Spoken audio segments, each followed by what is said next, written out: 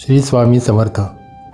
स्वामी समर्थ प्रगट दिन हा भक्तांसाठी अत्यंत महत्त्वाचा दिवस मानला जातो. या दिवशी योग्य विधी आणि भक्तिभावाने स्वामींची उपासना केल्यास आर्थिक स्थैर्य, धनप्राप्ती आणि समृद्धी मिळण्याची श्रद्धाळू लोकांची धारणा आहे. धनप्राप्तीसाठी स्वामी प्रगट दिनी करावयाच्या गोष्टी: सकाळी स्नान करून संकल्प करावा.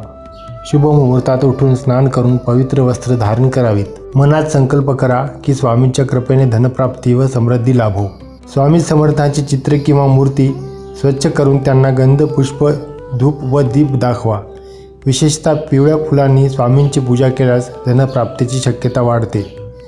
केशरयुक्त दूध, साखर, तूप, पुरणपोळी किंवा श्रीखंडाचा नैवेद्य अर्पण करावा. स्वामींना आवडणारे खीर आणि गुळ भात ही अर्पण करता येते.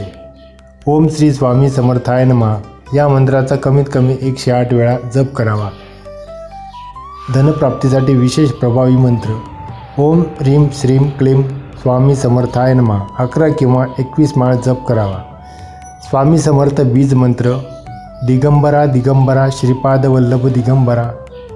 स्वामी समर्थ अष्टक किंवा स्वामी समर्थ सप्तशती यापैकी एक तरी पाठ करावा. आर्थिक समृद्धीसाठी खास उपाय: पिवळी वस्त्र घालून स्वामींच्या चरणी एक सुपारी, हळद, केशर, गूळ, एक सोनेरी वस्त्र अर्पण करावे. स्वामींना साखर, तुपाचा दिवा लावल्यास आर्थिक संकटे दूर होतात. रात्री तांदळाच्या ढिगाऱ्यावर नाणे ठेवून त्यावर दिवा लावून प्रार्थना करा. दुसऱ्या दिवशी ते नाणे पर्समध्ये ठेवा. श्री स्वामी समर्थाच्या नावाने गरिबांना अन्नदान व वस्त्रदान करणे शुभ मानले जाते. स्वामी, माझे सर्व आर्थिक संकट दूर कर, धनलाभ होऊ दे, माझ्या कार्यात यश मिळू दे, असे मनोभावे प्रार्थना करा. पूर्ण श्रद्धेने स्वामी समर्थांचा गंध, तिलक लावून कामास निघा.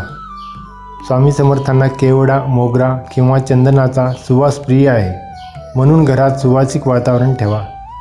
दर गुरुवारी आणि स्वामी प्रगट दिनी घरात स्वामीचे नामस्मरण व स्तोत्रपठण करा. फायदे: आर्थिक संकटांवर मात करण्यास मदत होते. अचानक धनलाभ होण्याची शक्यता वाढते.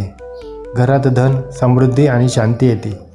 नोकरी व्यवसायात अडथळे दूर होतात. श्रद्धा आणि भक्तीने केलेल्या या उपायांनी निश्चितच धनप्राप्ती आणि आर्थिक समृद्धी प्राप्त होते. श्री स्वामी समर्थ. व्हिडिओ आवडल्यास व्हिडिओला लाईक करा, सबस्क्राईब करा. धन्यवाद.